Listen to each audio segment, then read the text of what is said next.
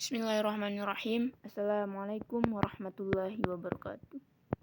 Alhamdulillahirabbil alamin wa bihi nasta'in ala umuri dunya waddin amma ba'd.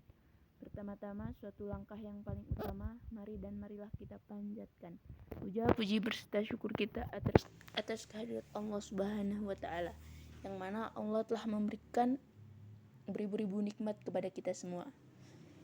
Dan tak lupa pula salawat bertangkaikan salam selalu kita curahkan kepada baginda Nabi besar kita, Nabi Muhammad SAW.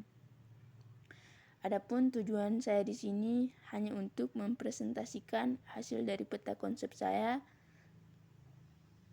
dengan tujuan untuk memenuhi salah satu mata kuliah ilmu qiraat dosen pengampu Bapak Sodikin MA.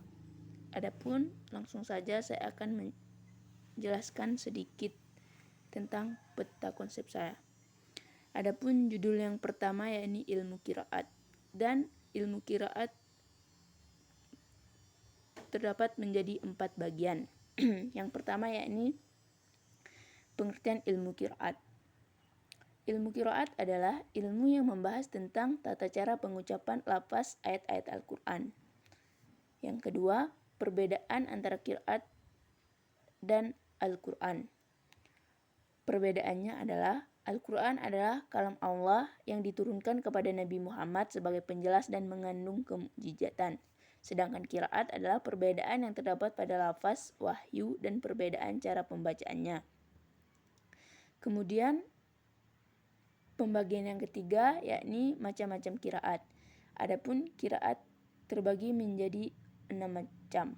Yang pertama mutawatir, kedua masyhur, ketiga ahad, keempat syadz, kelima maudu'i, keenam mudraj. Kemudian pembagian yang keempat yakni sumber qiraat, yakni Al-Quran dan Sunnah. Adapun judul yang kedua yakni sejarah perkembangan qiraat. Yang pertama, qiraat turun di Makkah bersama permulaan turunnya wahyu Al-Quran. Kedua, qiraat diturunkan di Madinah setelah Nabi hijrah. Adapun perkembangan qiraat terjadi pada masa Nabi dan sahabat, dan qiraat pada masa tabi'in dan imam qiraat, kemudian qiraat pada masa pembukuan qiraat, kemudian yang terakhir yakni qiraat pada masa sekarang. Kemudian judul yang ketiga yakni sebab munculnya perbedaan qiraat.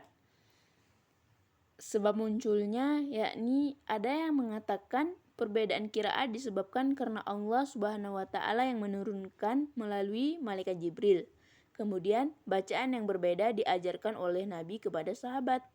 Dan ada pula yang mengatakan bahwa perbedaan qiraat adalah hasil rekayasa dari imam qiraat.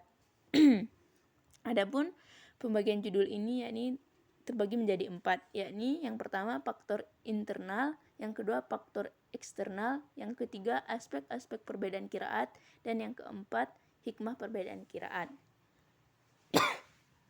Adapun judul yang keempat yakni riwayat hidup imam qiraat dan imam periwayatnya, yakni yang pertama ada Imam Nafi, yang kedua Imam Ibnu Katsir, yang ketiga Imam Abu Ammar, yang keempat Imam Abu Amir, yang kelima Imam Ashim, yang keenam Imam Hamzah, yang ketujuh Imam Al-Kisai.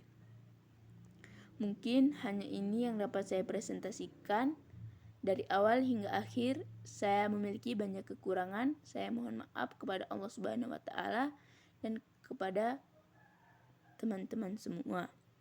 Mungkin hanya ini yang dapat saya presentasikan. Billahi taufiq wal hidayah. Assalamualaikum warahmatullahi wabarakatuh.